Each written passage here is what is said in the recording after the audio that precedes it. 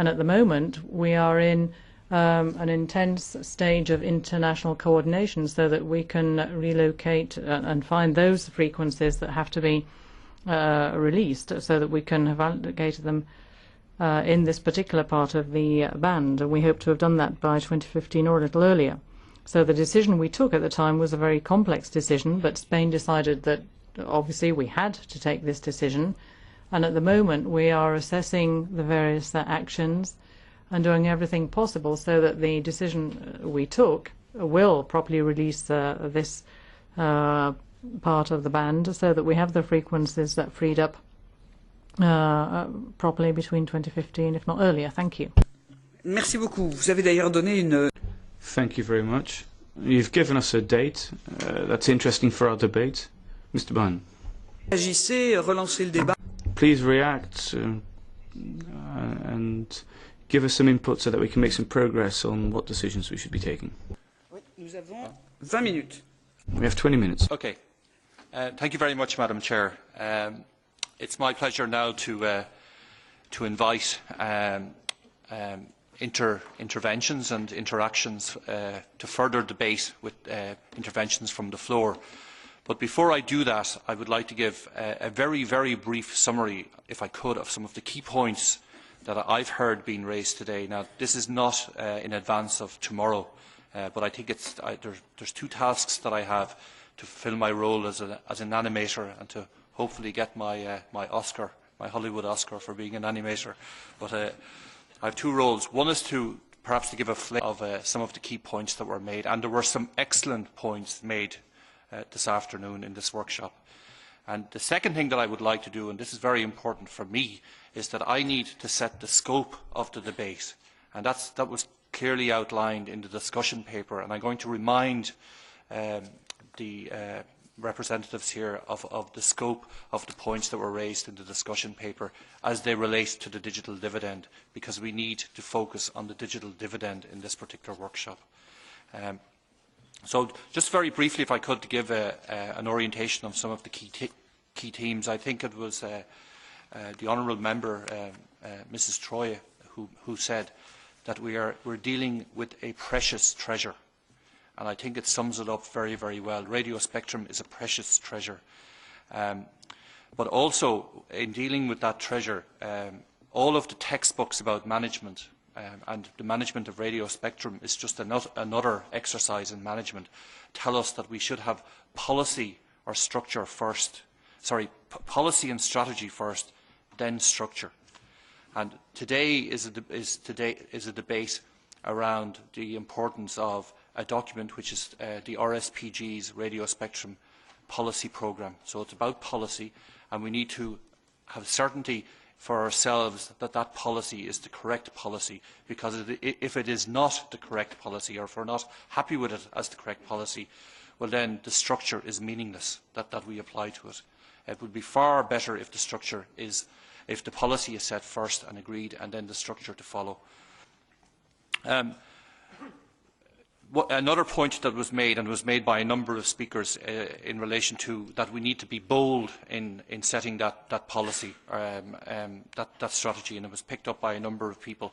And I think one of the points that came across from one of our colleagues on the panel is that if we provide access to consumers, then markets will follow. And I think that's a very, very important point to make, that if access is provided, and be that access to broadband, and again there was a number of points made that it's not just broadband for rural areas, there are also people who are underserved and vulnerable users who are not in rural areas. The third point is the need, the very, very clear need for the EU to work in a coordinated way, while recognising that there are cultural and social areas of diversity that need to be cherished in looking at that issue. Another point that was made, and in fact it was made by Madam Chair, was that yes, while there are important decisions to be made, it's not an either-or. There is an à la carte approach that can be used in the provision of broadband services, and we should recognise that it doesn't have to be a particular solution that fits all problems. There are many solutions that can be used. and also that re-emphasises the importance to consumers of competition.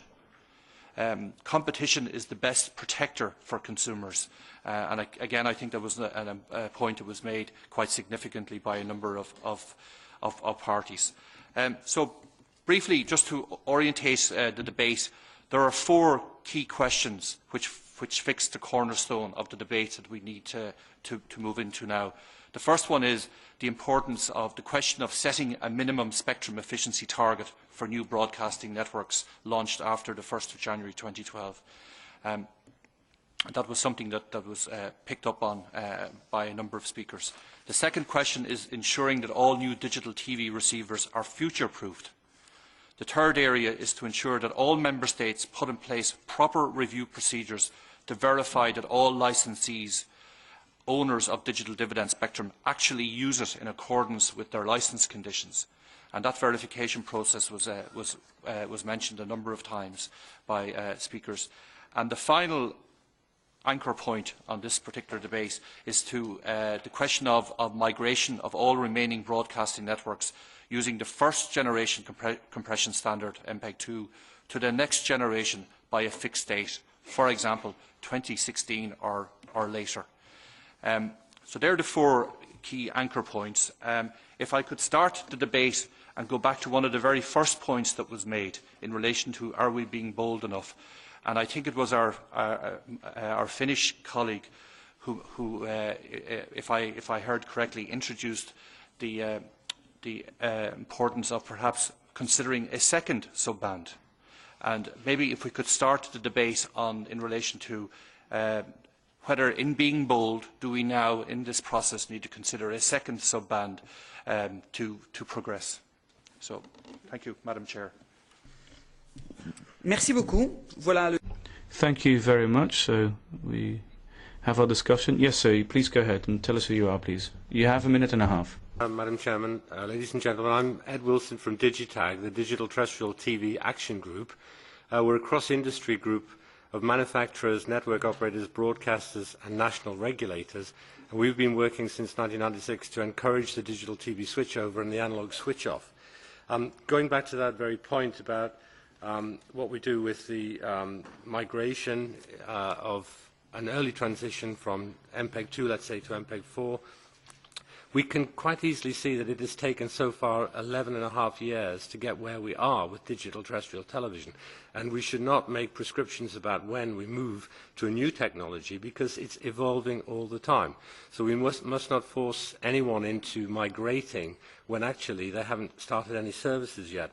Just to give you an idea, we're actually this week going to be in Bucharest, Romania, trying to encourage some of our Eastern European friends to move into their first steps towards digital.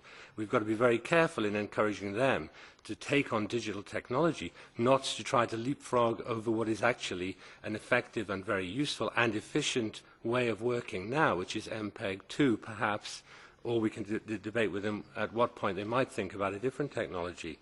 But I just want to go back to one issue, which was the question of more than just the present digital dividend, the 800 megahertz band, and stress that before we go any further with releasing broadcast frequencies for such uses, we must work out who pays the significant cost of transferring transmissions from the 800 megahertz band, who pays for the digital simulcasting that will be necessary in many countries while it is impossible for the public to switch over instantly, and what about who pays for sorting out the potential interference into television services, which, remember, already exist in those bands.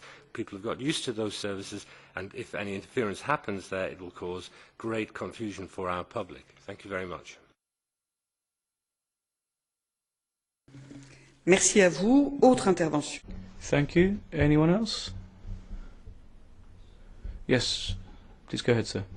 Thank you very much, Madam Chair. I would Howard Dunger from Bosch. I would like to stress the headline of our summit today. It should be a debate about policy orientation and objectives for the preparation of the programme for the next 5 years.